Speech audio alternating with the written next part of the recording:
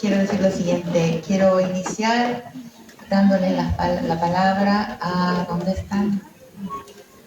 Que suban un minutito y hablen sobre el tema de la hija y hermana de estas mujeres, que creo que es un tema, bueno, son tantos temas, ¿no? De mucho dolor en el presente. Estoy con mucha dificultad en tener esperanza. Bueno, buenas tardes. Pues me lleno de profundo dolor. Yo soy Kisha Domínguez, soy hermana de Sandra Domínguez, desaparecida desde hace 6 meses. A los que conocen el caso, pues Sandra denunció a funcionarios de Oaxaca que hoy ostentan un cargo y que nunca han sido investigados. Eso me duele mucho porque a Sandra se le ha criminalizado, la han revictimizado tremendamente en el Estado. Los institutos que se supone que deberían de defenderla, la abandonaron. Y la verdad es que las veo a ustedes y me duele el alma, porque Sandra se sentaba a veces a desayunar. En una ocasión nos tocó escuchar que estaba escuchando un video precisamente de Rita, y cómo ella nos expresaba la lucha de esta mujer increíble, y que gracias a ella pues muchas cosas han cambiado para las mujeres, ¿no? Porque es una lucha constante. Hoy yo estoy aquí y pues yo soy dentista. Yo digo, no estudié Derecho, ¿no? Pero lamentablemente el caso de mi hermana me ha orillado a pelear por los derechos de Sandra, que han sido violentados. Y yo le pido aquí a todos ustedes que no defendamos violentadores. Nosotros como familia no tenemos poder ni político ni económico, pero no dejamos la lucha. No protejan violentadores, rompan el pacto. Queremos que Sandra regrese, así como muchas mujeres tienen que regresar a casa, porque a Sandra le espera su hija, le espera su madre, y nosotros como hermanas también la esperamos. Y pues invitarlas a que sigan compartiendo y difundiendo. Tal vez no tenemos poder económico ni político, pero yo creo que sí tenemos el apoyo de muchas mujeres y también hombres que se han dado cuenta de que esto puede parar, pero solamente si todos nos seguimos sumando. Y pues a los funcionarios, ¿no? A las funcionarias también los invitamos a romper el pacto. No protejan violentadores, porque todos somos hermanas, todas somos hijas y todas merecemos ese derecho de vivir libres y seguras. Pues muchas gracias por el espacio, Rita. La verdad las abrazo bastante. Quisiera que Sandra, como ustedes, también estuviera aquí. Muchas gracias. Porque viva se la llevaron y viva la queremos. No está sola. No están solas. No están solas. No están solas. No están solas.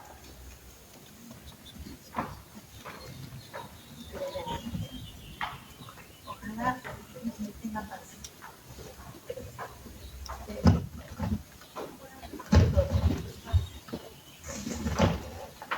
Estoy un poco frágil. He enfrentado, he visto, he escuchado a lo largo de muchos años por su caso. No consigo, no tengo callo, no he creado callo. A pesar de trabajar con este tema tantos años de mi vida y ver el desastre crecer adelante de mis ojos y frente al esfuerzo de tanta gente como ustedes, como yo, como todas nosotras, y esto no cambiar, entonces estoy en un momento de gran fragilidad, de gran perplejidad. Entonces tengo una responsabilidad porque estoy aquí, debería decir algo, debería encontrar alguna solución, alguna esperanza, y tengo un problema, porque creo que lo que se ha decretado en el mundo hoy es que no existe más un Estado de Derecho. Y si uno que habla siempre, usa siempre la palabra derecho, derechos humanos, es una palabra vacía hoy. No hay más Estado de Derecho.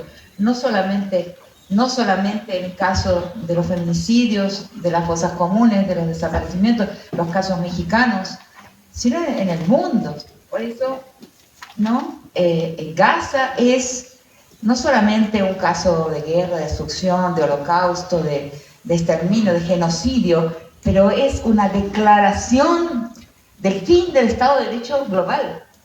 O sea, no hay ley. Entonces, ¿cómo pensamos lo que nos sucede a las mujeres, que es nuestro tema aquí, cuando no podemos más decir, hablar de derechos como algo real, existente, que se puede activar, que existe? Yo no lo veo, no puedo afirmar que existe porque no lo veo existir. Y creo que la declaración de ese fin de los estados, lo dijo la relatora de Naciones Unidas para Gaza, ¿no? Dijo que Gaza es el último clavo, el último golpe, en el último clavo del ataúd de la Carta de Derechos Universales. Entonces, yo digo algo más que eso. Voy un paso adelante y digo, no solamente es el fin de la Carta de los Derechos Universales del hombre, de las mujeres, de las personas, del ser humano, sino que es una nueva declaración. Y es una declaración de algo que ustedes en México ya lo conocen. Y también nosotros en Argentina, desde el tiempo de la dictadura, lo conocemos. Pero ahora está declarado, explícito, exhibido, el hecho de que el poder de muerte es la ley. Entonces, ¿cómo hablo yo a una platea? ¿Cómo le hablo a ustedes? ¿Cómo me hablo a mí misma? ¿Cómo reflexiono sobre una situación en la cual se nos está diciendo que el poder de muerte es la ley? Es la verdad. Entonces he optado por declararme exhumana. No soy más ser humano. Desprecio profundamente esta especie que me vio nacer. No quiero ser parte de ella. Es algo muy radical, pero lo siento profundamente en mi corazón, que desprecio profundamente la especie a la que pertenezco. Entonces, entonces estamos todas nosotras, todos los aquí presentes y todas las personas que también están en esta misma situación de gran perplejidad, obligadas a pensar nuevo, ¿no? Pensar con otras palabras, sustituir las palabras que hemos usado todo el tiempo, ¿no? Yo no tengo ese poder, esa potencia intelectual como para decir que puedo hacerlo. Nadie lo puede hacer solo o sola. Es un trabajo mancomunado, colectivo. Esto de repensar la política, repensar las palabras y repensar las soluciones posibles ante prácticamente un fin de mundo como el que la historia está enfrentando en este momento. Es un apocalipsis. Me gustaría mucho, inclusive tengo curiosidad por saber la opinión de ustedes por lo que estoy diciendo en este momento. Si me pueden contradecir, si me pueden decir, estás equivocada, puede ser la persona más feliz del mundo, ¿no? Pero es difícil. Yo misma busco la contradicción a esto que acabo de afirmar y no la encuentro. Desesperada, ni duermo bien, pensando, estoy equivocada, entonces ¿cómo lo hacemos? ¿Por dónde vamos? Y he pensado muy pequeñas cosas, ¿no? Que había anotado aquí, ya puse varios comienzos para esta presentación. Una idea que se me ocurre porque estoy frente a personas que son funcionarias públicas, ¿no? O por momentos en su vida son profesoras y han también trabajado en el funcionalismo. Y recordé de repente mi vida de 35 años como profesora en la Universidad de Brasilia. Y Brasilia es la capital del Brasil, donde está todo el funcionalismo público brasileño, del federal, digamos, de la nación, el funcionalismo nacional, que gestiona la nación. Entonces, durante ese mucho tiempo que di clases de antropología y después de derechos humanos y de bioética en esa universidad, muchos funcionarios y funcionarias públicas venían a tomar las clases. ¿Y yo qué sentía? Y eso quería decirlo aquí.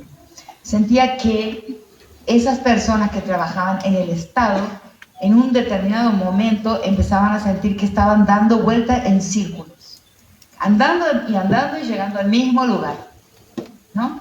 Entonces eran derechos, políticas públicas, acciones, proyectos, programas, y volvían al mismo lugar y no salían del lugar, y venían entonces a tomar clases a la universidad. Y eso me hizo pensar mucho sobre mi papel. ¿Clases de qué? Ahí revaloricé y sin ningún pudor el pensamiento teórico. Sin teoría no se puede caminar. Sin teoría no se puede preguntar qué es lo que la inteligencia artificial no puede hacer. A ver. No, lo que no puede hacer es preguntar. Puede preguntar sobre datos, pero colocar preguntas nuevas, que es lo que necesitamos, no puede hacer. Preguntas que requieran una imaginación de lo que no existe. Imaginar lo que no existe no puede. Y es lo que tenemos que hacer. Nosotras y nosotros aquí presentes, necesitamos conseguir pensar lo que no existe.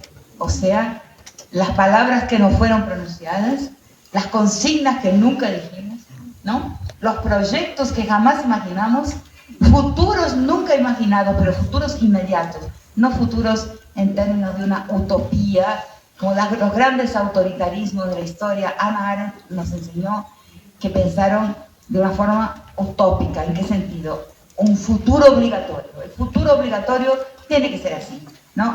Hannah Arendt lo dice, yo lo dije en mi conferencia de Guadalajara, y fue un descubrimiento muy importante para mí. Nos muestra que el nazismo colocó un futuro obligatorio, que en realidad era una utopía. No la llamamos utopía, pero era. El futuro obligatorio era hacer que la historia llegara al hombre perfecto, blanco, ario, ¿no?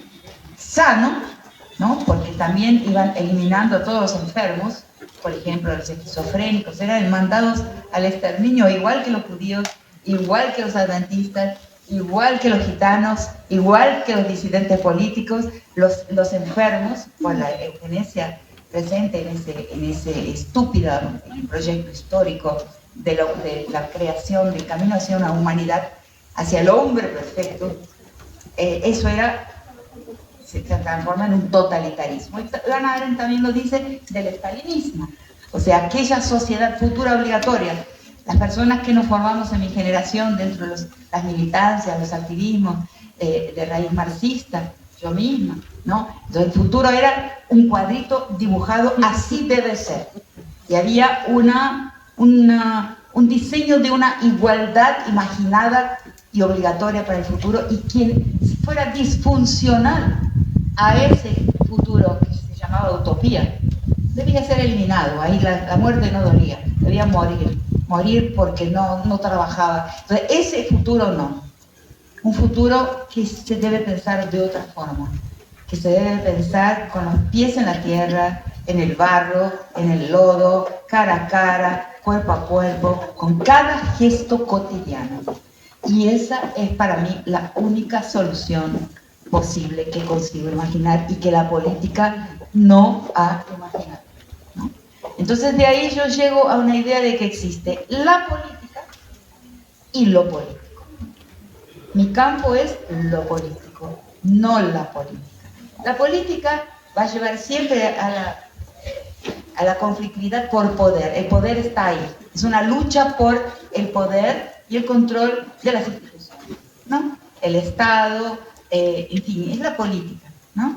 Los partidos, los movimientos sociales. Mi gran maestro Aníbal Quijano decía así: no se trata de los movimientos sociales, se trata de el movimiento de la sociedad. Que a veces los movimientos sociales no consiguen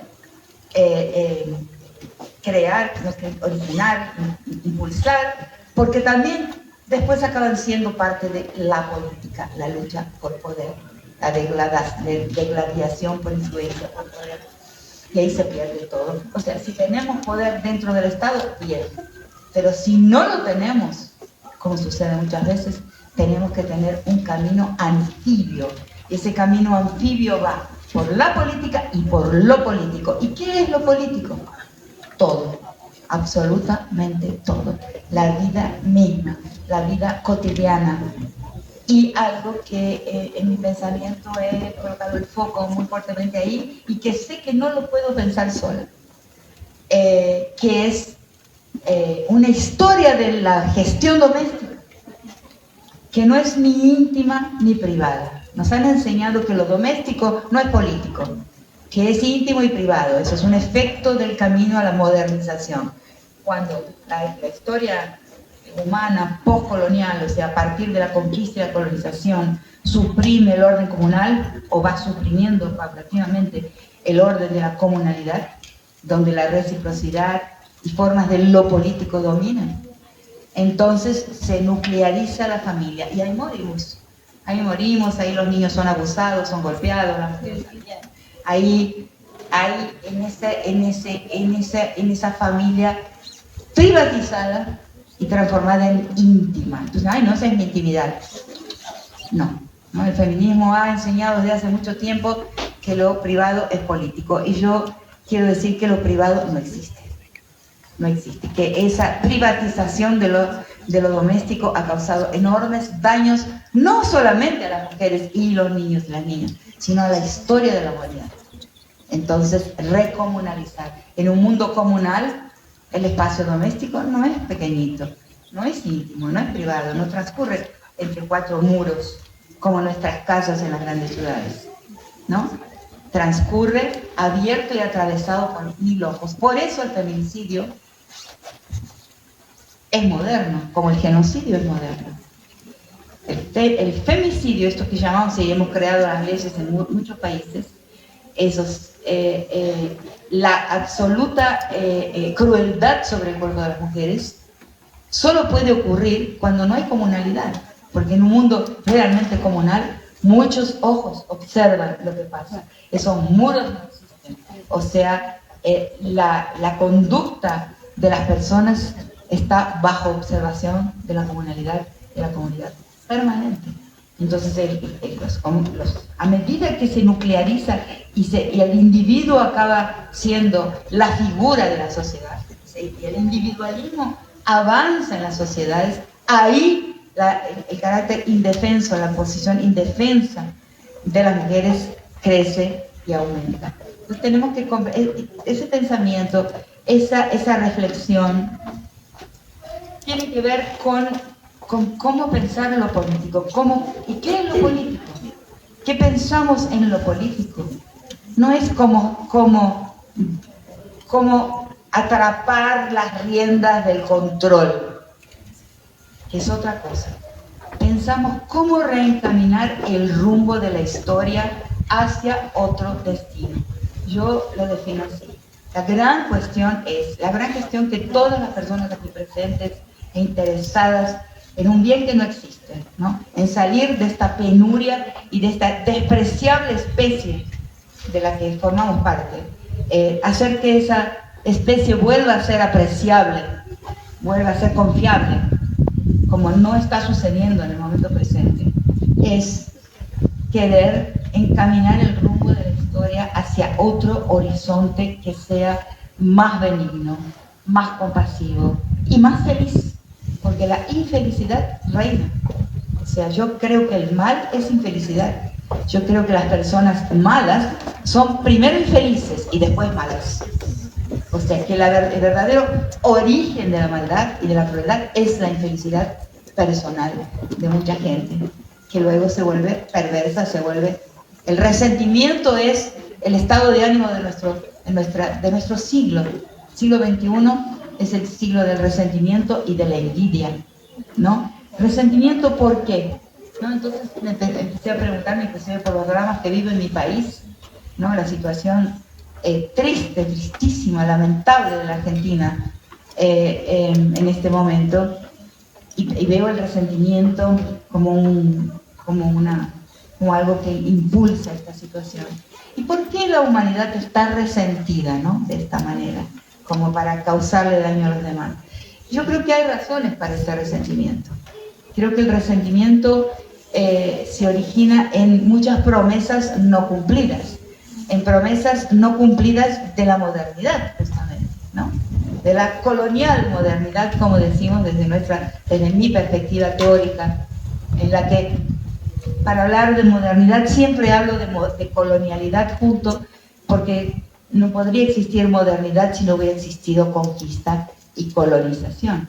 O sea, la modernidad es un resultado, una posibilidad de la historia, porque hubo una conquista y una colonización, ¿no? Y ahí tomo las palabras que os mencioné antes, el gran Aníbal Quijano, el gran pensador peruano, que tanto me ha inspirado en decir que cuando esos barquitos salen de aquellas costas que no eran España, porque España no descubrió América, porque España no existía, ¿no? Entonces nos confundimos mucho en esa narrativa, en ese relato de la historia, ¿no? De nuestro continente y del mundo, porque la historia de nuestro continente es la historia del mundo, es la historia de Europa. Europa tampoco existía, se va consolidando a partir de que existen colonias, ¿no? Entonces, hasta ese momento, hasta el momento del encuentro de esos barquitos peregrinos, errantes en el mar y llegan a este lado de acá, de aquí mismo, ¿no? De por aquí mismo, hasta ese momento, todo valor, toda autorización, toda legitimidad venía del pasado sagrado. Había que ver Galileo Galilei, la imprenta de Gutenberg, cualquier invento tecnológico, cualquier descubrimiento científico, tenía que ir hacia atrás y pedir autorización para poder ocurrir. Con el encuentro con estas costas del lado de acá, la legitimidad y el valor pasan a venir del futuro. Es el futuro, el descubrimiento. Por eso no podemos abandonar la palabra descubrimiento. Decimos, no se descubrió nada porque aquí había gente, y volvemos a decir descubrir. ¿Por qué? Porque nuestra lengua se equivoca siempre y vuelve a decir hablar de un descubrimiento, porque lo que se descubre es el valor del descubrir, o sea, el futuro como valor, ir hacia lo que no existe como valor. Y sin eso no hay modernidad, porque lo que define la idea de modernidad es el tránsito hacia el futuro. Entonces, dice Quijano, no hay modernidad ni modernización en la Europa anterior a la conquista. Nosotros somos el origen de la modernidad. Entonces siempre decimos modernidad colonial o colonial modernidad para resaltar esto que muy brevemente acabo de decir, que no existe modernidad sin colonialidad. Y yo le agrego recientemente algo que es más que usted todavía. Digo que no solamente hay una colonialidad permanente, que es la estructura del mundo y cuyo epicentro es la racialización del mundo, no la clase, ¿no? La clase es un problema severo, claro, pero hay movilidad social en la clase, pero no hay movilidad social en la raza, porque la raza es la atribución de otro organismo, de una otra biología a los cuerpos de los vencidos. Y eso en México importa muchísimo, en todo nuestro continente importa muchísimo. No se sale de esa atribución de alteridad biológica, que es la racialización. Por eso la raza fue la invención más rendidora, más lucrativa de la historia de nuestra especie, la racialización, porque se inventó que existen cuerpos que no pueden salir de su lugar, y países y pueblos que no pueden salir de su lugar, porque están marcados por la derrota histórica de la conquista. Y ahí yo le agrego que la conquistualidad también es permanente. O sea, en mi caso yo vivo al lado del litio, vivo al lado del uranio. O sea, en mi provincia donde vivo en la Argentina es la provincia de Jujuy. Y Jujuy es igual que Groenlandia. Tiene a 10 kilómetros de mi casa un cerro de uranio casi en estado puro, que es radioactividad antes de que lo toquen. Litio, la cuarta reserva del litio más grande del mundo. Metales raros, minerales raros en unas montañas de colores Ustedes van allá un día o ven las fotos de la provincia de Jujuy, van a ver unas montañas que tienen rojos, violetas, verdes, todos los colores, minerales raros en abundancia. Y un poco de oro. Una Groenlandia puesta en una esquinita de la República Argentina. Peligro inminente. Entonces ahí la conquistualidad está presente, o sea, nunca terminó. La inminencia de un ataque de conquista y de toma de territorios está para los pueblos indígenas exactamente lo mismo, la misma cosa en Brasil también. Bueno, entonces teorizar, ¿no? Decía, estos funcionarios públicos que han venido durante años a mis clases, tanto del Estado como de las ONGs que actúan junto con el Estado, ¿no? Financiadas por el Estado, muchas veces vi que buscaban pensar, porque pensar es indispensable, ¿sí?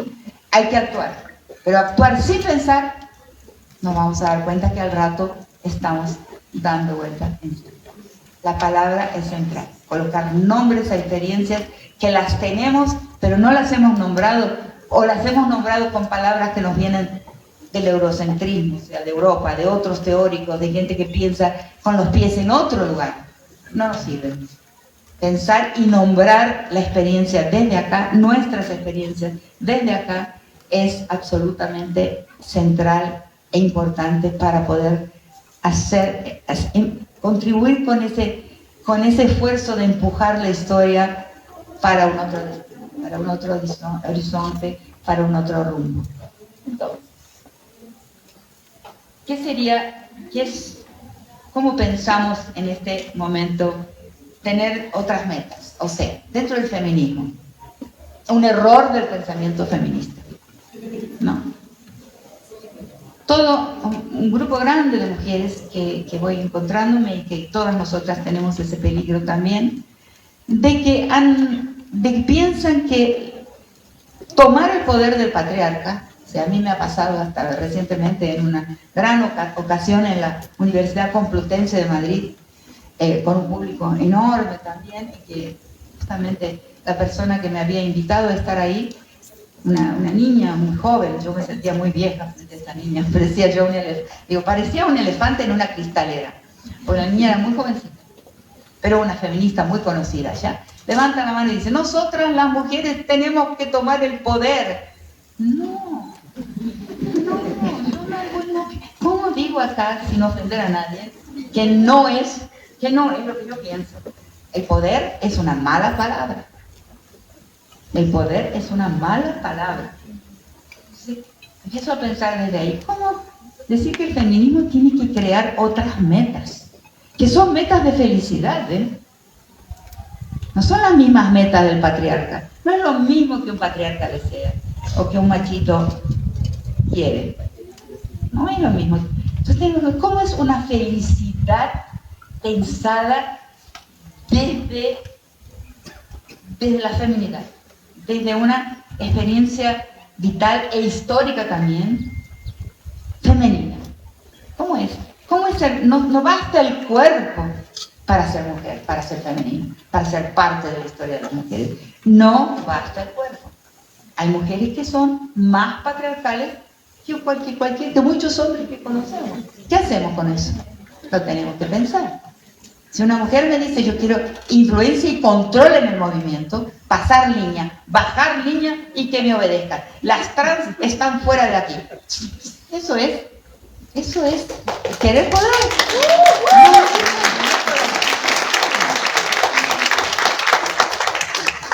Entonces, es necesario pensar en la idea de qué sería tener conciencia de género.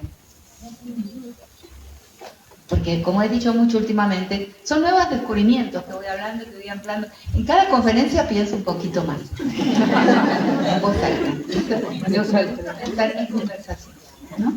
No es una exposición desde alguien que ya sabe, desde alguien que viene pensando desde hace mucho tiempo y que ha pensado muchas cosas así, y que ha escuchado a sus públicos, porque eso sí me gusta mucho. Entonces, bueno, no.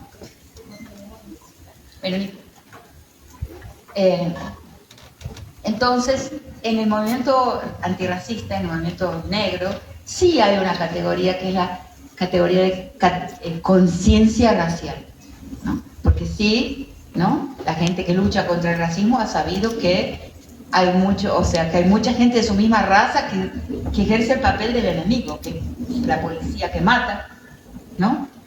En Río de Janeiro, muchos de los policías que matan a los niños negros y los adolescentes negros, cuya primera causa de muerte es la muerte matada, y muchas veces a manos de otro negro que es un policía que está actuando para el Estado, o los cipayos en la India, que era un ejército de hindúes, ¿no? De gente de la raza de la India, pero que fue un ejército que luchó para los británicos, o sea, por la dominación británica. Entonces, la conciencia racial es fundamental para entender por qué luchamos en ese campo de la lucha contra el racismo. Ahora, nosotras las mujeres tenemos que pensar en qué es una conciencia de género, qué es una conciencia de ser mujer, ¿no? O sea, ¿cómo es diferente? O sea, si yo me pongo a desear como metas políticas las mismas cosas que el patriarcado desea, por ejemplo, el poder en este caso, la obediencia es masculina, no es femenina. Y puedo explicarlo en un minutito porque me gusta mucho hablar de eso. Los hombres son obedientes. Ahora voy a decir algo que no dije en ninguna conferencia. Así que probablemente me pongo en una situación delicada, pero yo ya estoy.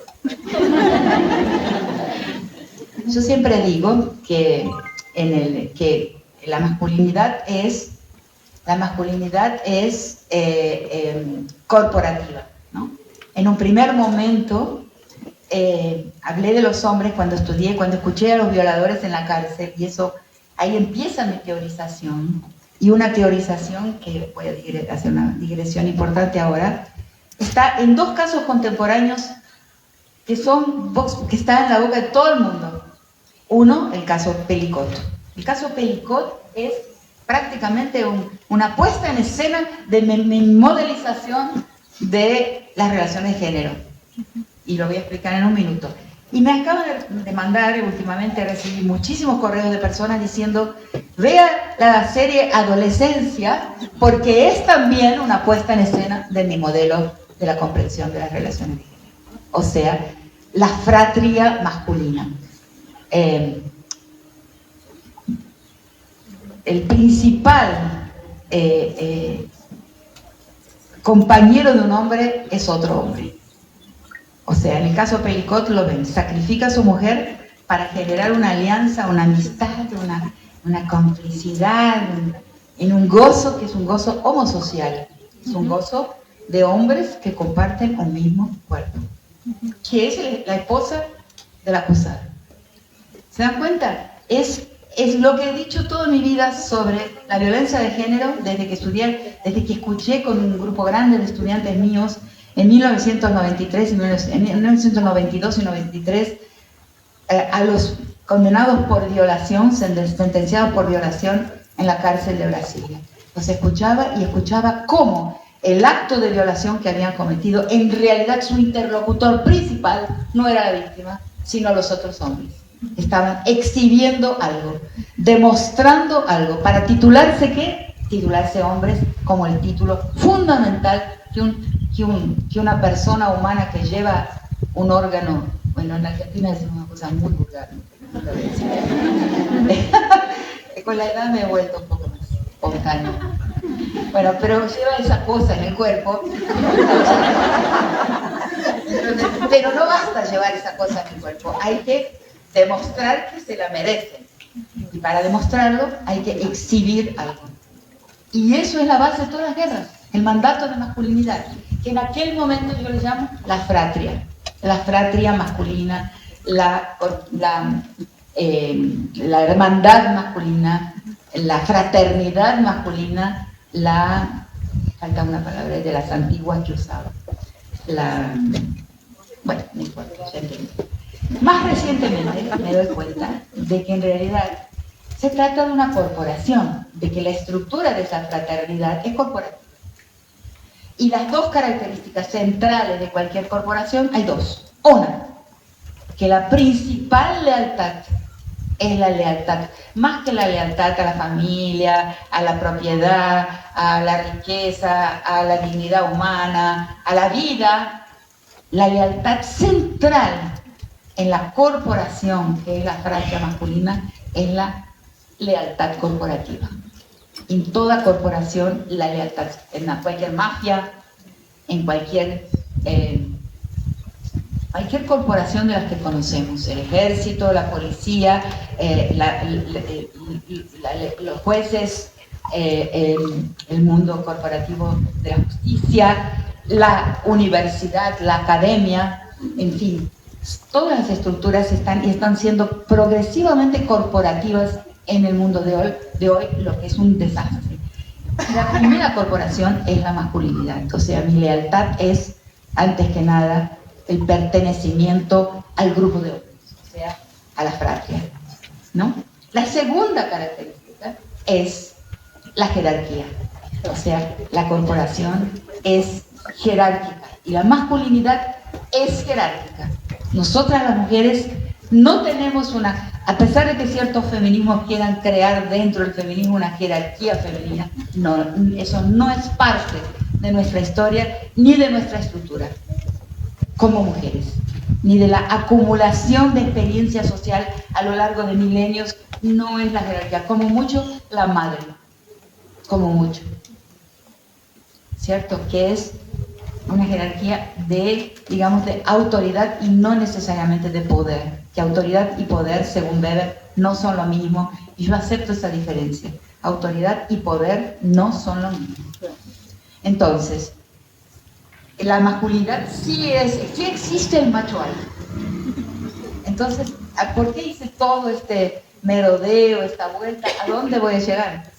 Al momento presente. Voy a llegar a los Estados Unidos, a una especie de algo que parece un chiste, pero que en realidad no es un chiste, es un análisis por mi parte y lo creo. ¿Quién es el macho alfa en los Estados Unidos en este momento? El hombre más rico del mundo. Y el otro es el macho beta. Y lo está obedeciendo. Y el macho alfa no tiene lealtades nacionales. Entonces el macho beta está deslumbrado, es una característica, lo he visto en los sentenciados, lo he visto en los violadores y lo veo todos los días en los hombres. Los hombres se deslumbran por la posición alfa de algún pariente, por ejemplo, el tío más rico, el académico más brillante, el político, wow, el tío político, o sea que el padre que viene y le dice a su hijo, hijo, eres un hombre. La masculinidad es eso, alguien que da la palmada en el hombre, en el hombro. Acabo de descubrir esto, en el hombro del hombre. Alguien que le da la palmada y le dice, te has transformado en un hombre con el mejor premio que un niño, que un joven, que un adolescente puede recibir. ¿Sí? Hasta que eso no caiga por tierra, ese mandato de masculinidad, el mundo no cambia. Entonces eso es lo político. Cambiar eso es caminar en el tránsito de lo político. Y los hombres lo perciben, porque lo he visto en hombres viejos, en hombres jóvenes. ¡Te ese gato! ¡Gracias! ¡Abajo el mandato de masculinidad! Yo digo, ¿cómo eso es verdad? Existe, porque maltrata a los hombres también. Porque es un destino terrible para los hombres también, tener que demostrar constantemente, todos los días de su vida, ¿no? Que tienen que hacer algo, a veces perverso, a veces maldito, a veces de extrema crueldad, para que otro hombre le ponga la mano en el hombro y le diga, eres un hombre. O sea, la masculinidad es un espectáculo. Si no hay espectáculo de masculinidad, la masculinidad no existe como lo que conocemos, existe como lo que debería ser, como existe en el mundo comunal. Y eso, lo que estoy contando es algo que es una realidad que avanza con la modernización, que avanza con el capitalismo, que avanza con el mundo que conocemos, avanza por allí. Entonces, lo primero es la conciencia. Lo primero es la conciencia inclusive de los propios hombres. Entonces, el pensamiento feminista El esfuerzo feminista no es por las mujeres. No creo en un feminismo getificado. No, yo no creo. Mi esfuerzo toda la vida, y me doy cuenta ahora, porque fue una cosa primero bastante intuitiva, fue entender el poder. Entender el poder, que es entender la masculinidad como la primera forma, la base, ¿no? La plataforma de todos los... Se replica después en todos los otros poderes. Comprender la masculinidad es absolutamente central para liberar a las mujeres y para liberar a los hombres del mandato de la masculinidad, ¿no? Entonces, este esfuerzo nuestro aquí no es por nosotras. Ay, profesora, ¿cómo podemos colaborar nosotros con el movimiento feminista? Queremos ayudar. No, nosotras estamos ayudando a los hombres a que salgan de la trampa en la que metieron el pie y que cada vez los encarcela, los aprisiona más y los castiga más, ¿no? Entonces es un movimiento por la humanidad, es un movimiento por la sociedad, es un movimiento por el mundo, el nuestro. No es un movimiento por una minoría, que ahí está el otro gran error. Hemos caído en la trampa de la minoritización. No solo nosotras, los movimientos indígenas, los movimientos negros, los movimientos LGBTIQ+, todos los movimientos han caído en la trampa del multiculturalismo, que permitió nombrar las diferencias, todo bien, pero también nos entrampó en la minoritización. No hay minorías. Cada uno de los grupos humanos es un universal y debe pretender a la universalidad.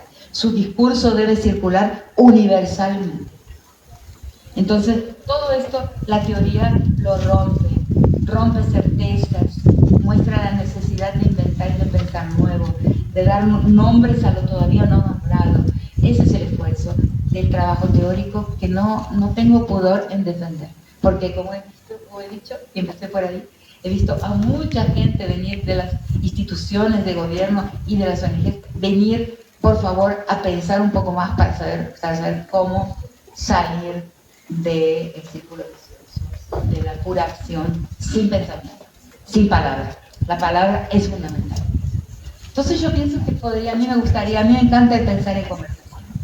Y me gustaría que ustedes, que supongo me han leído, porque si no, no tenían el día libre. Pueden hacer, pero que no sea que no sea porque que no haya muchas preguntas, porque ahí va a haber gente que va a querer poner su conferencia. No, esas preguntas auténticas, que podamos pensar juntas. Y me pregunto qué discorde, porque me digan, no puede ser así. Y no lo quieren, podemos abrir ahora para eso.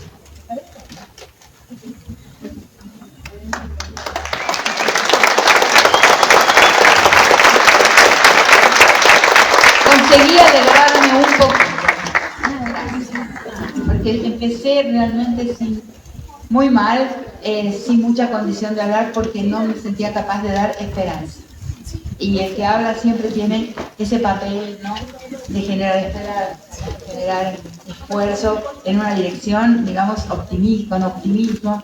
Y yo, con la cuestión de Gaza, con la cuestión que acabamos de escuchar, de la abogada defensora de derechos desaparecida desde hace 6 meses por defender derechos, todo eso le dificulta mucho promover la esperanza en el público, en las personas que me escuchan.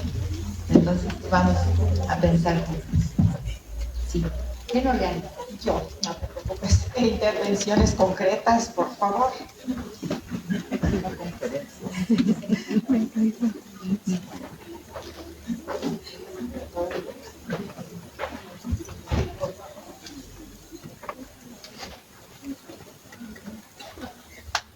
Gracias. Hola, mi nombre es Ana Osorio Montejo y quiero hacer una pregunta muy específica. Cuando uno va y denuncia un abuso, una violencia, todo el mundo nos dice que tenemos que hacer la denuncia, que es mejor no quedarnos calladas. Pero lo que nadie nos dice es que cuando vas y lo haces, lo que va a suceder es que vas a abrirle la puerta a que esa violencia se haga más grande y que se siga perpetuando. Porque la gente a la que denuncias, la gente que te rodea, se cansa de ti, se cansa tu familia, y más cuando esa violencia ocurre dentro del núcleo familiar. Y las consecuencias y la soledad y el aislamiento recaen en la persona violentada. Y nadie nos prepara para eso. No obstante, solamente nos dicen, ve y denuncia, vas y denuncias. En Oaxaca, cuando yo fui a denunciar, me lo dijeron clarito, el 98% de las denuncias por violencia de género quedan impunes, solamente el 2% obtienen justicia. Entonces nadie te prepara también para el dolor, y uno empieza a estar en este proceso de sanación y de tratar de encontrar algún camino. Pero realmente, ¿qué me puedes decir de esto, no? Porque yo me encuentro realmente muy perdida, y entre terapias, el apoyo con otras mujeres maravillosas, aquí mi círculo de lectura, nuestro círculo de lectura,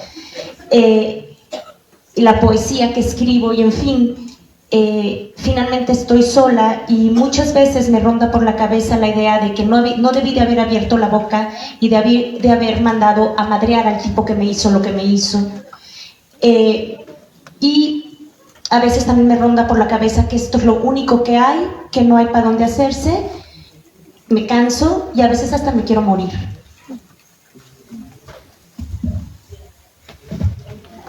De repente, a partir de tu... No estás sola. No, pero a partir de tu pregunta, he pensado a veces en ese tema, en ese tipo de cuestión, en, por ejemplo, abusos que suceden dentro del mundo de las instituciones de enseñanza, ¿no? En Perú, también en Colombia. He escuchado eso llamado a pensar también sobre mujeres. En mi universidad mismo, una estudiante de Derecho fue abusada, fue acosada por un profesor durante muchos años, y cuando terminó, le consiguió terminar la carrera, evitando ese acoso, encontró que él la estaba también castigando en el mundo del trabajo, en el mundo laboral. Entonces dejó una carta, se fue a un parque nacional y se suicidó. Tremendo. O sea, hay mucho. Entonces he pensado mucho en esta cuestión para los abusos y acosos en mundos institucionales educativos. Y he pensado y ahí me he inspirado. Voy a hablar lo que así suelto, porque es una pregunta por la cual no tenemos muchas respuestas. Y yo no voy a posar de que soy alguien que tiene la respuesta para eso, porque la ley no lo es. Yo inclusive hoy, después de lo de Gaza, hablo de una ficción jurídica, ¿no? O sea, nuestro mundo vive una ficción jurídica. La diferencia después de Gaza, perdón que me desvíe hacia un tema que me obsesiona, es que esa ficción jurídica era como un sagrado. Creíamos en la ficción jurídica. Entonces ve y denuncia. Había una fe jurídica. Eso lo dice Giorgio Agamben, que la justicia es una forma de fe, de sagrado, nada más. Voy a seguir por eso las preguntas son muy estimulantes. Voy a seguir con un poquito más de la digresión y después te contesto con lo que creo que podría ser una respuesta. Por ejemplo, por muchos años por más de 10 años, acompañé a la Fundación Nacional del Indio en Brasil a llevar las noticias sobre derechos a las mujeres indígenas de todas las regiones de Brasil. Y cuando llegaba me daba cuenta de que muchas de las mujeres indígenas con las que estaba hablando nunca podrían llegar a un tribunal, porque para llegar a un tribunal son 5 días de viaje en un barquito, después un barquito más grande, después en un avioncito, hasta llegar muy lejos. ¿Para qué le estábamos contando la ley Mariana Peña contra la violencia doméstica si no llegarían nunca a una corte? Y ahí me di cuenta que la justicia no existe y no deja de ser una ficción jurídica si cada persona no se transforma en juez. O sea, si no, inclusive aquí mismo, o en el DF, o al lado del Palacio de Justicia, si cada persona que está en la sociedad, cada ciudadano, aquello que llamamos ciudadanos, que no hay mucho, ¿no? Pero es también la ficción ciudadana. Pero si cada una de esas personas no se transforma en un juez de la ley, no sabe que existe la ley, no sabe que puede juzgar, y no juzga en persona, no levanta el dedo y no juzga en persona, La ley no existe. Solo existe si existe, primero obtiene una eficacia simbólica al nivel de todas las personas de la sociedad o de las mayorías de la sociedad. Si no, no existe. Entonces, en nuestro caso, podemos decir el caso que está relatado no existe. No existe. Si el propio funcionario que recibe la denuncia, como en el caso de la niña desaparecida, no es un juez de la ley, él mismo no es un juez de la ley. La ley no existe. No, es una ficción, pero mal, o sea que ni siquiera necesita crédito. Entonces, para el caso de las universidades y de las escuelas, que es donde más me consultaron sobre ese tipo sobre acosos y abusos y violaciones terribles a veces, yo pensé en un tema que es un tema de mi disciplina, que es la antropología, que es el pluralismo jurídico. O sea, cómo una comunidad juzga, procesa, ¿no? Procesa y condena. Y entonces pensé que tiene que haber, si no hay simultáneamente, dos tipos de juicio. El juicio de Estado, vas al balcón de la policía, vas al balcón de la fiscalía, haces la denuncia, ves un proceso, podrá demorar años, el juicio de Estado. Pero si en paralelo, en lo que llamé antes del camino anfibio, de la política y lo político, que debe ser siempre un camino anfibio, porque si no hay un camino de lo político, también la política no camina y retrocede todo el tiempo. El camino es por dentro y por fuera del Estado. Si no hay un camino simultáneo por fuera del Estado, el del Estado acaba traicionándonos siempre al final. Eso es lo que vemos, es pendular, va y viene. Pero lo sustentamos si hacemos fuera del Estado un camino de lo político, de cuerpo a cuerpo, de la vida misma, y juicios inclusive, ¿no? En el caso de mi país, los juicios, por ejemplo, a los genocidas de la dictadura militar, que no son escraches. Ahí hubo un gran error en llamarles escraches. Fueron juicios populares. Entonces yo creo sí que deberíamos remontar, reconstruir en nuestras sociedades los juicios populares, que en el mundo indígena eran los juicios comunales y que en muchos lugares de México todavía existen. Ir a aprender de allá en el sur de México, ¿dónde es que están importantes estructuras de juicio comunal? En Guerrero. Bueno, en Guerrero hay, entonces, en Chiapas también. Entonces, reaprender en el mundo indígena, porque eso es el pluralismo jurídico, cómo se realizan, cómo es la lógica de los procesos, qué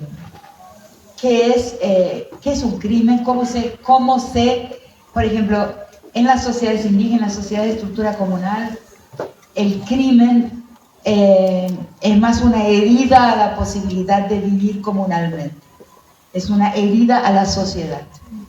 Y la sentencia es más un proceso de cura de la sociedad, de cura de la comunidad para que pueda reconstruirse y seguir viviendo junta, que el castigo. O sea, la justicia, ahí cambia la idea de norma, eso es todo un tema enorme, estoy viendo algunas ideas. En el mundo de la justicia positiva, esa que nos traiciona todo el tiempo, la norma es proscriptiva, o sea, vos cometés un crimen y cae la guillotina y te corta el cuello.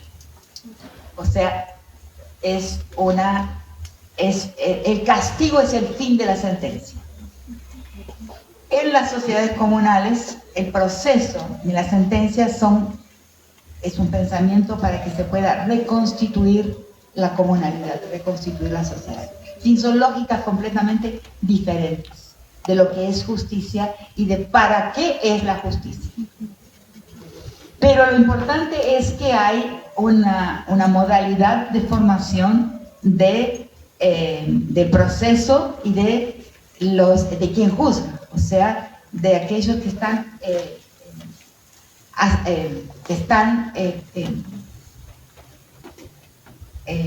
aceptados como jueces, que en general no es una persona como en nuestro mundo, dos o tres, sino es un debate comunal. O sea como sea, yo sí creo que en los casos a veces como el que la compañera está contando aquí, juicios y sentencias comunales en medio de la sociedad serían una forma importante de tratarlos, y darles una formalización. O sea, esto no es el derecho por mano propia, el castigo por mano propia, esto es una otra justicia que estamos reconstruyendo y que estamos ejercitando. Y vos tenés ahí alrededor tuyo una comunidad que actuaría junto a vos para procesar, juzgar y condenar o no. Porque tiene que haber, ahí entra el otro tema, que también existe dentro del feminismo y al cual no pongo, que son los linchamientos sumarios. No estamos hablando de linchamientos sumarios, estamos hablando de juicios que llevan tiempo, donde hay un derecho a la defensa, o sea, donde hay un debate entre el acusado, si lo acepta. Si no lo acepta es porque ya está condenado. Si no lo acepta es porque ya es culpable. Si lo acepta es porque cree que de alguna forma puede y debe defenderse. Pero reconstruir la justicia no estatal para mí es urgente y es importante, y hay quien todavía la ejerce en México, ¿no? Esa sería mi respuesta.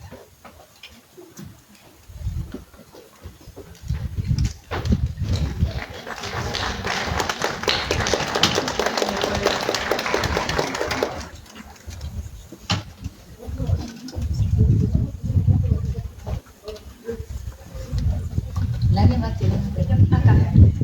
Yo de este lado. Hola, Rita.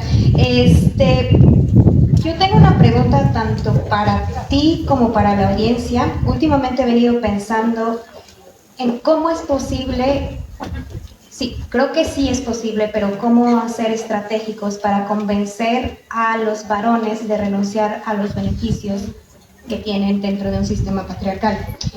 Creo que es más o menos fácil después de concientizarlos de los mandatos de la masculinidad y sobre todo de aquellos que les afectan, como no, los hombres no lloran y entonces termina en suicidio, termina en agresiones.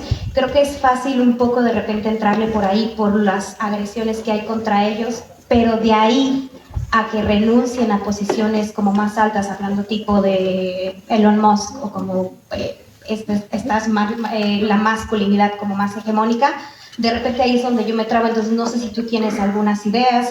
De repente yo he escuchado por ahí que muchos varones están pensando en cambiar sus formas de interactuar porque ya no encuentran pareja, pero luego tenemos a los incels y que prefieren ser como celibatos y bueno, hay algunos grupos que prefieren como alejarse de las mujeres, pero también hay otros que dicen no, sí voy a cambiar porque yo ya no estoy encontrando pareja, las mujeres de ahora quieren otras cosas.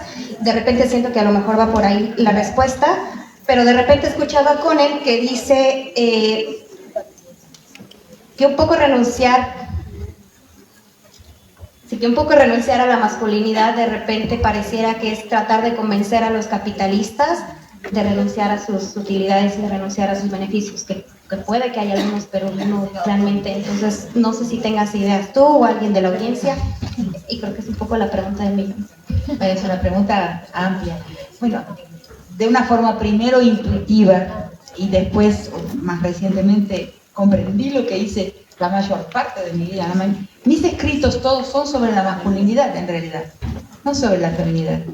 Si ustedes observan, yo no me daba cuenta, pero hablé casi siempre sobre la masculinidad.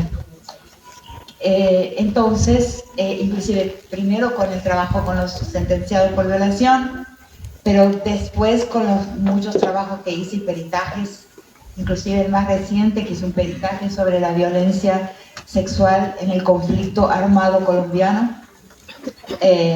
Acabo de terminarlo. Entonces, son siempre trabajos sobre también la violencia sexual en la guerra, en las nuevas formas de la guerra, pero siempre en la masculinidad. Entonces sí veo, y ahí hay también varias digresiones a partir de tu pregunta. Por un lado, los jóvenes está habiendo una dificultad enorme en las relaciones entre géneros. O sea, es casi imposible, ¿no?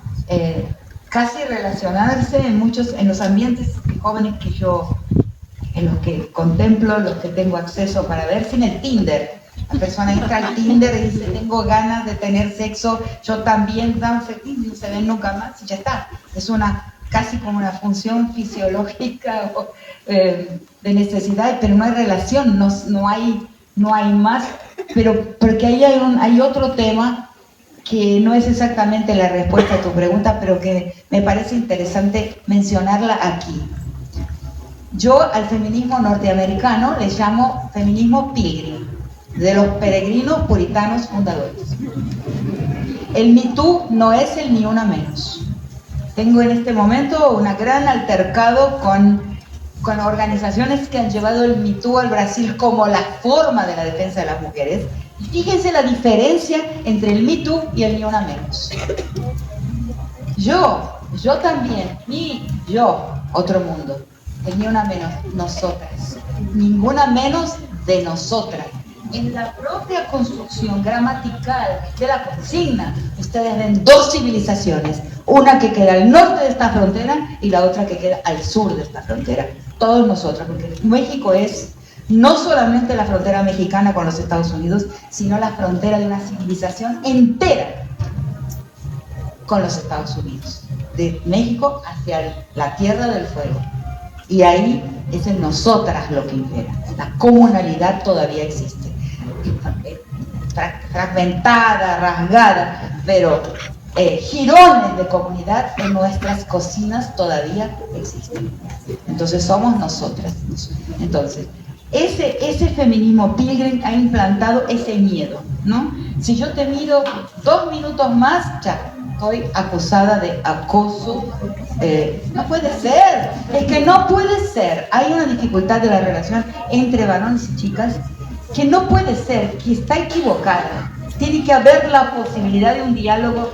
Me gustas, no te gusto, no sé qué, de un diálogo donde haya dolor, donde haya obstáculo, donde haya conflictividad que se tiene que resolver entre pares. Y eso está siendo suprimido del mundo, y eso es una dificultad muy grande para que puedan existir relaciones amorosas, ¿no? Que creo que lo mencionaste como parte de tu pregunta y que es necesario tratarlo de otra forma y entender que nuestro mundo es otro y que la relación y el límite, no te pongo un límite, ok, bueno, va, me voy. Claro que tiene que existir, pero tiene que existir el riesgo, que no es un riesgo de acoso, es un riesgo de relación. Toda relación tiene un riesgo y tenemos que aceptar eso, y es parte de la vida.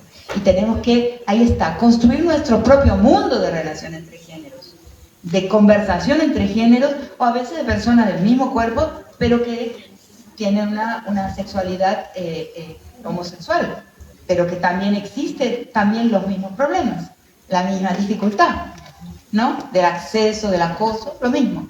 Pero estamos muy, muy infiltrados por una manera de ver la sexualidad que no es la nuestra, que no es la de nuestro mundo. Yo defiendo esto y los pongo a ver qué piensan, si estoy equivocada, pero yo en mi mundo quiero que las personas puedan debatir sobre lo que quieren y lo que no quieren y puedan convivir sin tenerse miedo. Y lo que está pasando en el momento presente es ese miedo que en tu pregunta estaba presente. Afortunadamente, en mi generación no existió. Yo pude decir que no, yo pude decir que sí, yo pude decir que me gusta y que ya no me gusta más. Bueno, es natural. Y hoy es arriesgado, ¿no? Lo veo en muchos muchachos, lo veo en madres que me dicen: mi hijo se suicidó. Mi hijo dejó una escuela que le costó entrar, que tuvo que hacer un esfuerzo enorme por ser pobre para ser aprobado en un examen de ingreso, y la tuvo que dejar por un error que cometió, sin poder dialogar, sin poder corregir ese error, sin que alguien le diga. Bueno, y eso es adolescencia. Si ustedes la ven en la serie, es importante verla, es difícil entenderla, porque no es una ficción, es un análisis. Es un verdadero trabajo de análisis en una situación escolar en que un niño se está haciendo hombre, está obligado a ser hombre, ya le dicen que será un incel, que no podrá ser hombre, que será un célide porque no tiene cómo ser hombre. Una niña se le niega y él la mata. Entonces, ahí se da la perplejidad de la escuela, de la familia. ¿Por por qué nos sucedió esto si somos todos buenos? Porque no está entendida de verdad, y cómo debe ser la cuestión de género y la cuestión de la masculinidad, y cómo la masculinidad sacrifica a los hombres, que a veces tienen que hacer lo que no quieren. Si ustedes leen con atención mi texto sobre Ciudad Juárez, hay una línea en la que yo digo, a lo mejor pienso que quien participó ahí no lo hizo queriendo, lo hizo porque fue obligado para formar parte de ese cártel, de esa mafia, tuvo que hacerlo porque tuvo que ser hombre, y sin ser hombre no podía participar de esa guerra. O sea, cuando digo mucho más años después de mi vida, que me preguntan cómo en Colombia, en la costa pacífica colombiana, una persona así del público que siempre quiero encontrar y nunca más pude encontrar quién fue, me dice, ¿cómo paramos esta guerra? Porque no era una guerra que se podía parar. Las nuevas formas de la guerra no tienen declaración, ni tienen acuerdo, ni tienen armisticio. La característica de las nuevas formas de la guerra, que son lo que ustedes tienen en México, es que son guerras, pero no tienen declaración ni armisticio, y no se sabe claramente de quién contra quién. Entonces, una persona en el público en la costa pacífica que es semejante con lo que pasa aquí de otra forma, o sea, una forma ya de limpiar territorios mediante la crueldad, y muchas veces la crueldad sobre el cuerpo de las mujeres, me dice, ¿cómo paramos esta guerra? Que no puede haber un acuerdo de paz, no puede formar parte del acuerdo de La Habana. En Colombia se hizo el acuerdo de paz, no podemos hacer un acuerdo de paz, ¿cómo la paramos? Yo me puse a pensar así en público, y bueno, solamente desmontando el mandato de masculinidad, porque lo que lleva a un niño a ser un recluta de un cártel es que tiene que ser hombre, y entonces tiene que mostrar crueldad, y tiene que demostrarse capaz inclusive de matar o torturar o hacer daño a un cuerpo, aunque no sería lo que él haría, pero tiene que hacerlo porque lo más importante en su vida, su lealtad suprema, es la masculinidad, y tiene que mostrarse y titularse. La masculinidad es un título, ¿no? Entonces yo creo, no sé si contesté tu pregunta, pero tenemos que tomar, los hombres son condenados por el mandato de masculinidad a prestar examen constantemente, ¿no? Y eso es algo, debe ser algo, por eso mueren antes. En todas las naciones del mundo los hombres se enferman y se mueren antes. Entonces, nuestro trabajo es mostrarle al poder que no vale la pena, que no vale la pena. Que además yo sí creo, estoy convencida de que las mujeres somos más felices, sabemos reírnos mejor. Hay dos humores, el humor de los hombres es con víctimas. Los hombres se ríen de alguien, unas víctimas sacrificiales, y dicen, no, se ríen. Nosotros las mujeres nos reímos de cualquier cosa, nos reímos por el placer de reírnos. Conmigo mismo me dicen, mamá, ten cuidado, te estás volviendo una comediante vos.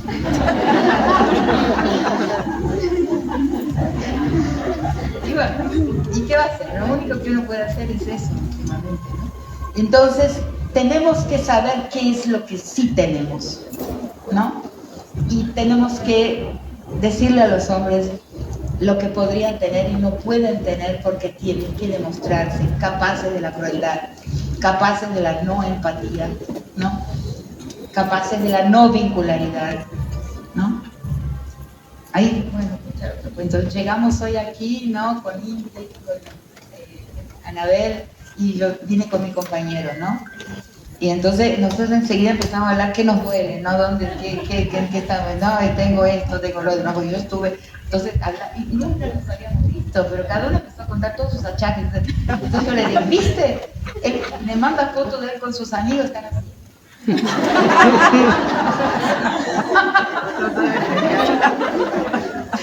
Contar, nosotros podemos contarnos. Yo esta misma exposición que acabo de hacer aquí, un hombre no puede hacerla, no la puede hacer, no puede actuar con semejante espontaneidad y tranquilidad, y riesgo inclusive de equivocarse, y mostrándome como soy en la cocina de mi casa.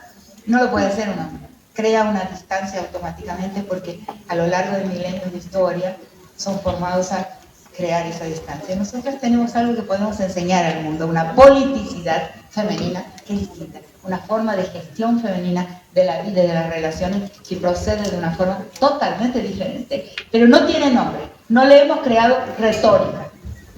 Tenemos que crearle una retórica a nuestra manera de ser y ahí el mundo camina. ¿Y quién nos demuestra que es así? Todo el esfuerzo que nuestros antagonistas de proyecto histórico hacen constantemente para ver si acaban con el feminismo, acaban con las reivindicaciones de las mujeres, acaban con el aborto, acaban con todo lo que nosotros pedimos. Es un esfuerzo enorme, ponen rebaños enteros en la calle, por la vida. Perfecto, yo también soy por la vida, pero por la vida en todo lugar. Si yo voy a defender la vida solamente en una barriga de mujer, estoy mintiendo. Porque si voy a defender la vida, va a ser de la guerra, va a ser de la vida de los que tienen hambre, de los que no tienen dinero para comprar remedios y pagar al médico, de la vida de los niños abandonados, los migrantes. Si me dicen que están defendiendo la vida en todas partes, voy junto. Pero si me dicen que defienden la vida solamente cuando está en una barriga y después cuando sale que se muera, ahí no lo voy a creer. No es creíble. Simplemente no es creíble.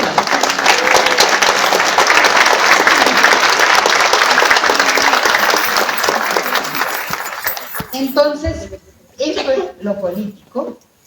Y nosotras, ¿qué nos robó el tránsito masculino a la modernidad y la creación de los estados? La teoría yo no tengo una teoría del Estado deberiana, o sea, porque ahí en ese camino hacia el espacio público como esfera pública estatal nos robó la politicidad nuestra, que sí la tenemos, que sí la ejercemos, pero no tenemos construida, y eso es un esfuerzo que estoy haciendo y les pido ayuda porque no fue muy lejos, no fue más allá de un párrafo, porque la siento y la veo y la vivo cuando me encuentro con mujeres como en el caso nuestro que no nos conocíamos. Otro día fui a tomar un avión y estaba en silla de ruedas porque me rompí el menisco y llego a la sala de espera del avión de la compañía aérea para esperar la silla de espera. Había unas 5 o 6 mujeres. No, digo, porque estoy con el menisco roto. Todas en un minuto se levantaron el pantalón, la pollera, yo también acá el codo. Mostrando lo que les pasaba. Eso es una forma de vincularidad, de politicidad también, de alianza, de afinidad, de complicidad, pero que no le hemos construido una retórica, y el feminismo no lo hizo todavía. En algunos momentos sí, en otros no. Cuando el feminismo quiere trabajar solamente por conseguir poder y bajar línea de obediencia, no hace eso. Cuando se dedica a pensar cómo construir relaciones de otro orden en la sociedad que puedan mover la historia en otra dirección, transformar la sociedad en una sociedad diferente. Eso es el feminismo al cual yo aspiro, y ahí hay una otra politicidad que necesita que le creemos nombres y una retórica nueva. Ahí hay política.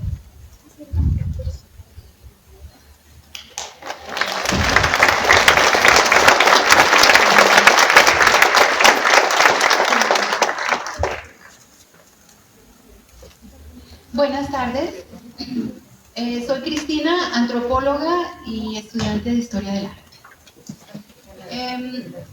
Tengo una pregunta. Te presentas y soy colombiana. Gracias. Público conocedor. 40 años en Oaxaca, pero sigo siendo colombiana. Bueno, a ver, te presentas diciendo como en el hartazgo de la violencia que vive nuestra sociedad en este presente global, exhumana. Recientemente yo leí sobre el arte posthumano, como una tendencia que hay en donde se hace producción de distinto tipo, con prótesis interesantes, incluso cambios en el cuerpo, más allá de la hipersexualización o la cosmética, digamos, ¿no? Entonces, te pregunto, ¿qué valor le das al arte en estos tiempos tan violentos? ¿El arte puede ser un destino que desmonte ese mandato masculino? ¿Cómo la conciencia de género nos puede no solamente arrastrar hacia un conocimiento de lecturas y de talleres y de formación en el tema de género, sino el arte puede jugar un papel en ello o no. Y también lo digo porque en la percepción a lo largo del tiempo, especialmente aquí en Oaxaca, cuando hablo del arte me refiero no solamente a la pintura formal o a la escultura, sino también al bordado, al trabajo que hacen las mujeres en las comunidades. Algunas aquí somos aficionadas a la pintura, al tejido, etc., ¿no? ¿El arte qué papel? ¿Cómo lo ves? Gracias. La pregunta, porque sí tengo una respuesta un poco larga. Y porque acabo de escribir, justamente, no en mi campo, el arte, pero en algún momento o en otro he hecho comentarios sobre algunas pinturas, pero últimamente acabo de escribir justamente las vísperas de mi embarcar hacia México, hace 3 días. Terminé un ensayo sobre un pintor que se llama Antoni Tàpies, que es un pintor catalán de la generación posterior a Picasso, Dalí y Miró. Entonces, para mí, cuando me dijeron, bueno, me encargaron ese ensayo, yo miré Tàpies y realmente muy difícil de entender, ¿no? Muy difícil de entender, ¿no? Yo tuve que estudiar bastante y también pensar en esto en tu pregunta, ¿no? Que es la siguiente, mi respuesta. Que había yo escrito hace muchos años, mi relación con Palestina es más antigua y tiene que ver con esto. En 2009 yo escribí un texto, un ensayo, un pequeño texto que salió en la jornada aquí en México, es un texto de periódico, se llama El grito inaudible. Y ahora recientemente lo fui a revisar porque lo escribí sobre 2009, sobre Palestina, y es lo mismísimo que diría hoy. ¿Por qué no se puede escuchar ese grito? Y dicho de una forma sintética, lo digo porque y al no poderse escuchar ese grito, el grito, porque no hay más una gramática jurídica, porque no hay más ley. En el mundo de los humanos, en el mundo de las relaciones sociales entre las personas, la ley es algo que nos permite, que es una gramática de la vida, nos permite comunicarnos. O sea, no es un estado de naturaleza, no sé si ese sería el buen nombre que se le ha puesto, pero es algo así como un estado sin normativa, sin ley, que es el que yo detecté para Palestina en 2009, en aquel momento, y detecto hoy, lo acabo de decir. No existe la gramaticalidad de la ley, o sea, algo que me dice que vos, porque estás sentada ahí frente a mí, no saldrías a matarme en este mismo momento, ¿no? O alguien podría matarme en este mismo momento, ¿no? Porque no hay ley, porque la ley es solamente el poder de muerte, el poder letal. Entonces, en este mundo que vivimos, el mundo de catástrofe jurídica, en que la ley es el poder de muerte y nada más, no hay gramática de relaciones humanas, de relaciones sociales. Se perdió la gramaticalidad al perderse la normatividad. Entonces, estamos también viendo, yo creo que lo veo, un retorno de mucha gente a la poesía, por ejemplo. Mucha gente está retornando a escribir o a leer poesía y al arte. De muchas formas, no necesariamente como artista profesional que va a vender, que el mercado le va a comprar su obra y le va a permitir vivir bien de la venta de su obra, sino que mucha gente está como volviendo a formas de arte. Y yo creo que por dos razones. La poesía es agramatical, por definición. No respeta gramática, respeta otra cosa que no entendemos muy bien qué es. Respeta algo, pero no es la gramática, no es el sujeto verbo, no es prosa. La poesía no es prosa porque no es gramatical, es agramatical. Y el arte, si vas a observar, por ejemplo, Antoni Tàpies, que es el pintor con que trabajé varios meses últimamente, no es gramatical. Él no usa símbolos, sino signos. La T, por ejemplo, de su apellido y del nombre de su mujer, la T. O sea, inscribe signos en la tela, pero no son símbolos, no hay la gramática de la simbología. Entonces yo creo que se busca, que el arte y la poesía nos muestran que hemos llegado a una especie de desierto de la normativa, y el ser humano está buscando de una forma sin reflexionar, de una forma intuitiva,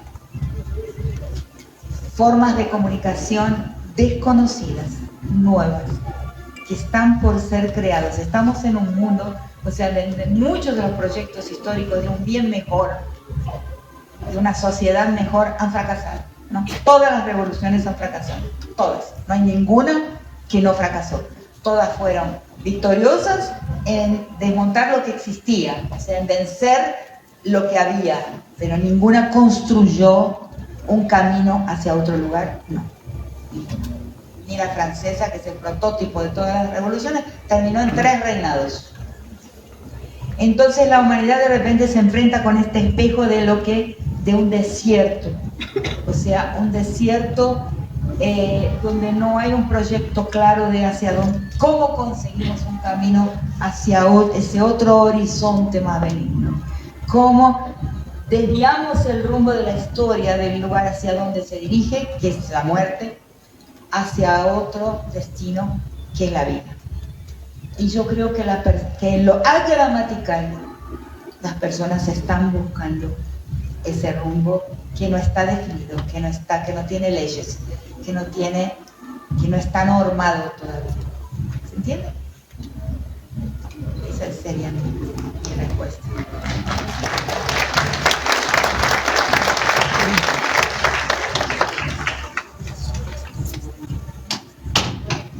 Bueno,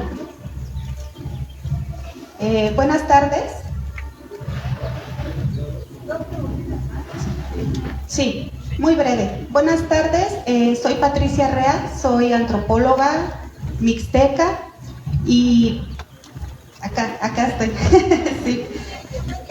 Soy Patricia Rea, soy antropóloga, soy mixteca. Y bueno, pues agradecer mucho todas sus palabras, la admiramos muchísimo aquí en Oaxaca. Y bueno, yo quería preguntarle, toda la mañana realmente nos estuvo hablando sobre este mandato de masculinidad, ¿no? El deber ser masculino, ¿no? Pero yo quisiera saber en la era actual, en la era global, ¿qué es lo que está exacerbando este modelo? Si es el desarrollo de la ciencia, si es el capital en sí mismo, si es el afán del dinero, ¿qué es? Porque creo que hoy más que nunca estamos viendo este modelo circular, circular y circular, hoy más que nunca en la historia. Bueno, y se une con esta pregunta muy corta que es, ¿qué viene hacia el futuro después de este modelo? Porque creo que también hay que ir repensando hacia el futuro cómo vamos a actuar en esto de la política, ¿no? Muchas gracias.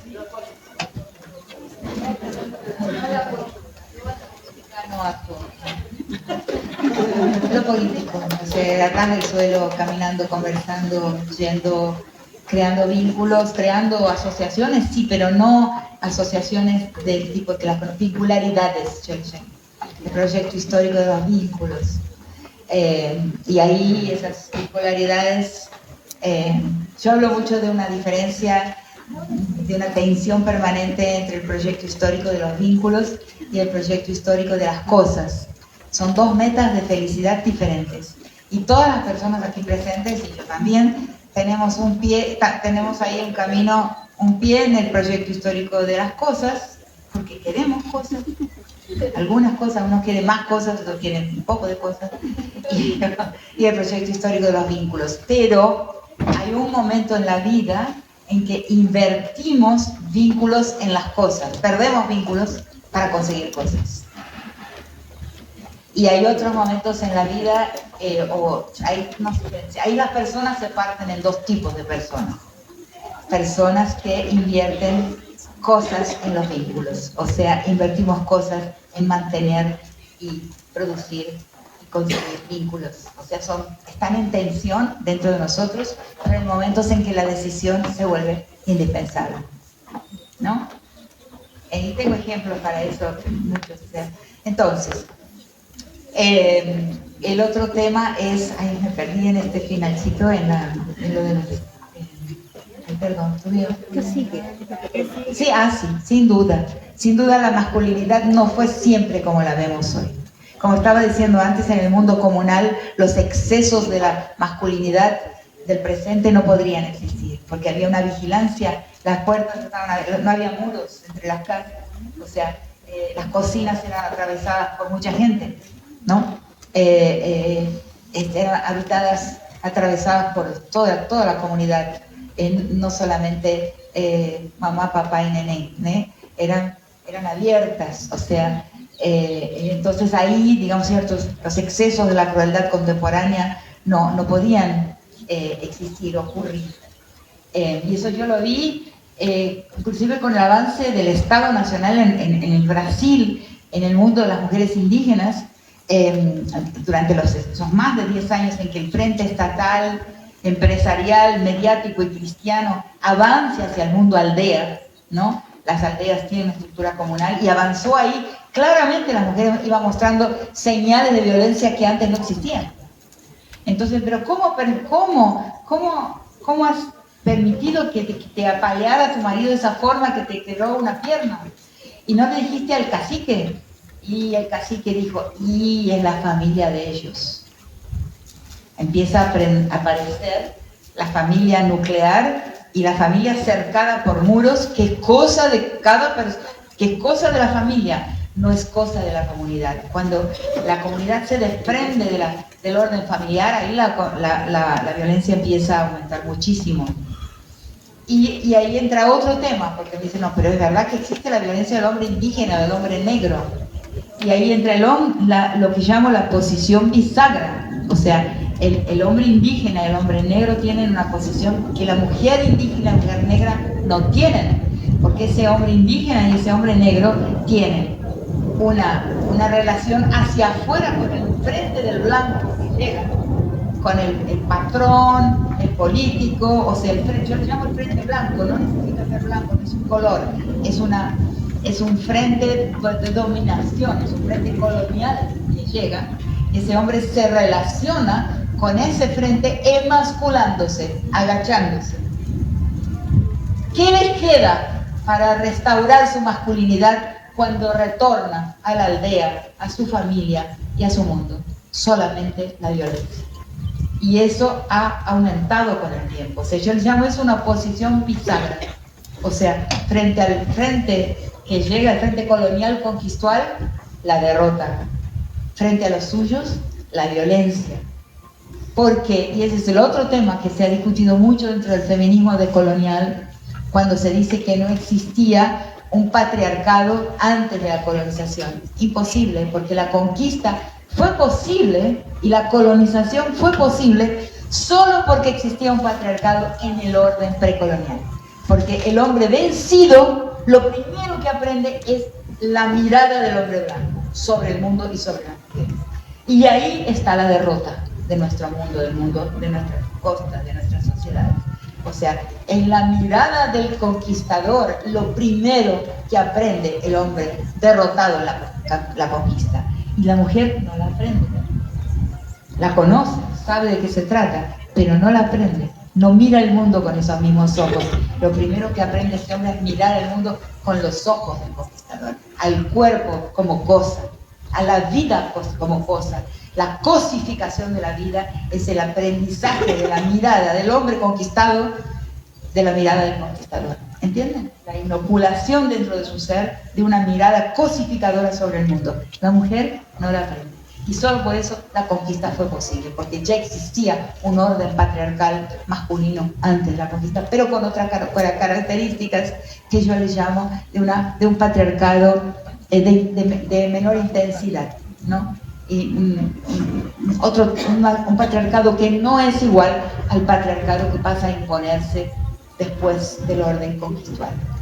Y le llamo patriarcado de baja intensidad o de bajo impacto. Entonces, ¿pero qué pasa hacia el presente? Porque eso se está todavía exacerbando más y más y más, que es una excelente pregunta.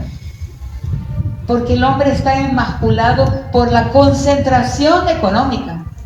O sea, pensemos un segundo, hay 8 personas, 8 hombres, los 8 de nacionalidad en este momento. No son los 8 de origen norteamericano, pero los 8 son de nacionalidad norteamericana, que concentran una riqueza mayor que la mitad de la población del mundo. O sea, el problema con la concentración de la riqueza, con la acumulación-concentración, no es solo que existe concentración, sino el ritmo de la concentración. Es un ritmo que dentro de poco serán 2 y se pelearán entre ellos y acabará el mundo. O sea, será una guerra mundial letal, porque hace poco eran 20, después fueron 15, ahora son 8 los que son dueños de la mitad de la riqueza del mundo. O sea, eso lo ven los números exactos si abren el sitio de Oxfam, que fue hace muchos años. El sitio de Oxfam va mapeando el ritmo de la concentración. Entonces, la mayor parte de los hombres hoy son desposeídos. O sea, hace muy poco tiempo el hombre era el proveedor. En mi generación todavía el hombre era todavía el proveedor. Hoy nosotros lidiamos y nos relacionamos con muchos hombres de bajísimas posesiones. Un hombre más mochila que otra cosa.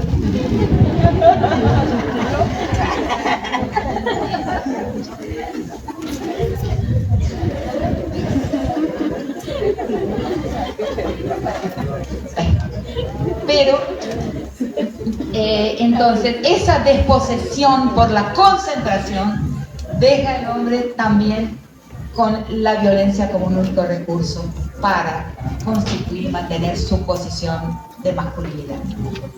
Esa está bien, ¿no? Esa respuesta yo no la tengo clara.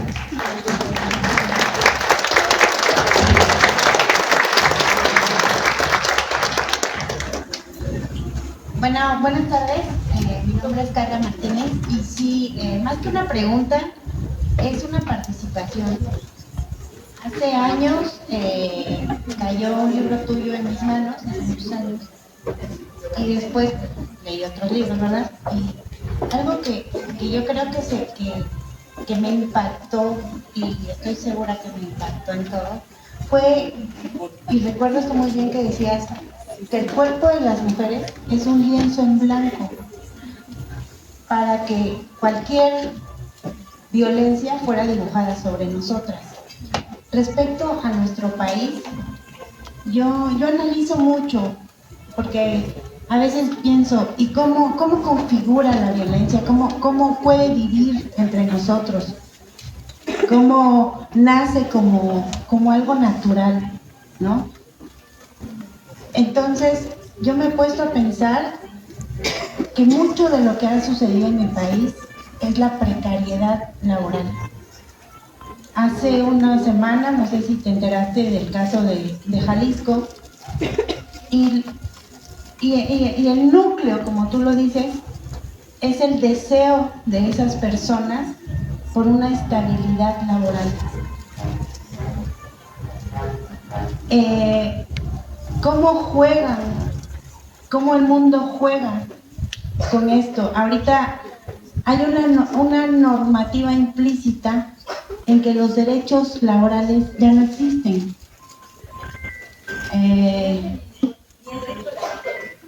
Entonces, por eso te digo, es más que una pregunta, es esto que tú dices, y quiero que lo vuelvas a decir, porque muchas de las que estamos aquí, algunas estamos, pero también para retomar eso, el tema del feminismo. ¿Por qué estamos aquí?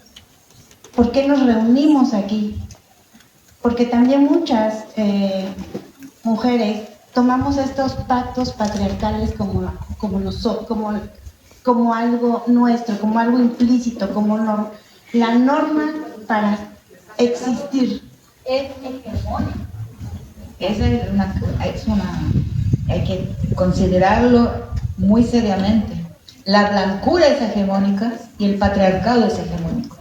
Entonces, destruir eso, destruir esa hegemonía, es una tarea diaria de cada persona, destruir dentro de sí lo que aprecia. Y darse cuenta de que por qué lo aprecia y no apreciarlo más. Eso es lo político, transita por ahí.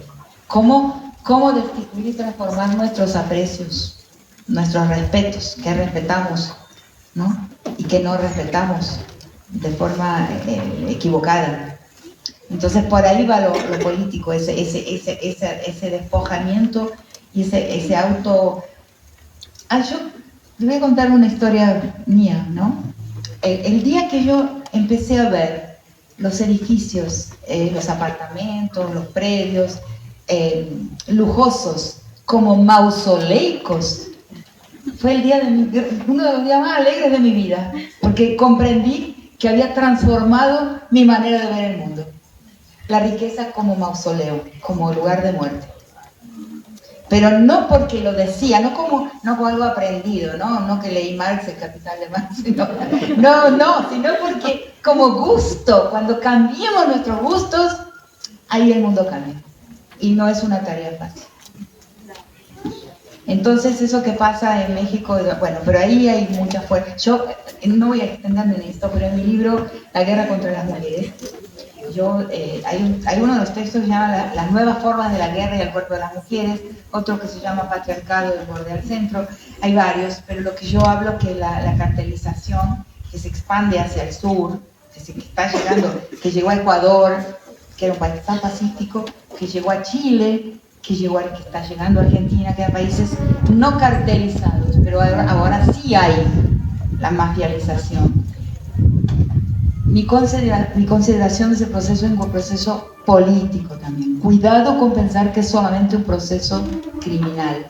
Ahí hay una mano política. Es la nueva forma del golpe a la posibilidad de una democracia. O sea, el golpe a la democracia hoy no viene de militares con charreteras y gorros en general.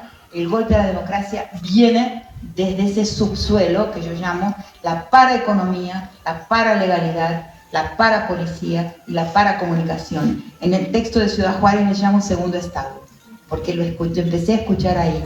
Hoy le llamo paraestado. No le llamo estado, narcoestado, porque en la imaginación colectiva, yo aprecio mucho a ¿cómo se llama la autora del narcoestado? Profesora de la universidad. No, que es profesora en la Universidad de Baja California. Sí. No, ¿cómo se llama? Saya. Ella habla del narcoestado. La aprecio mucho a ella y creo que tiene una razón para decirlo así. Pero como en la representación colectiva todavía hay una fe estatal, que es la fe jurídica que yo digo que está cayendo, el sagrado estatal, el sagrado jurídico. Entonces, de respetar esa representación colectiva de que existe un Estado, bueno, y a veces existe, o sea, a veces ahí caminamos, pero a veces es muy fácil perderlo, o sea, es frágil, ¿no? Es frágil porque no hemos transitado por lo político, porque no lo apoyamos desde lo político, tiene una fragilidad, bueno, pero lo que quería decir es que ese paraestado es muy importante comprender que hace aproximadamente 10 años esa paraeconomía, ese segundo estado, esa segunda economía en magnitud era igual a la economía declarada. ¿Saben lo que eso quiere decir? Y hoy los economistas que trabajan con lo que se llama la economía oculta piensan, hay que ver un blog que se llama Tax Network Justice, el tax de la justicia impositiva, que en el mundo entero es un blog mundial en todas las lenguas, en español también, va mirando cuánto es la economía oculta. Y si yo digo que hoy la economía oculta es mayor que la economía declarada, estoy diciendo que ese segundo estado es muchísimo más poderoso que el primer estado y que ese paraestado gobierna el mundo. Y eso no es poca cosa. Entonces ahí hay política. El paraestado, la cartelización, la mafialización del control social en nuestras sociedades, en México muy fuertemente, son una forma de golpe a la posibilidad de una gestión democrática. Son un golpe de Estado. Son un golpe de Estado. No es pura criminalidad, es político. Y lo digo y lo afirmo y la gente no me lo entiende, no lo entiende. Pero es necesario entenderlo, si no, no vamos a poder ni pensarlo bien ni entender cómo derrocarlo. Pero el ataque al Estado, el ataque a la gestión democrática hoy viene de algo que pensamos como crimen y tenemos que pensar como política.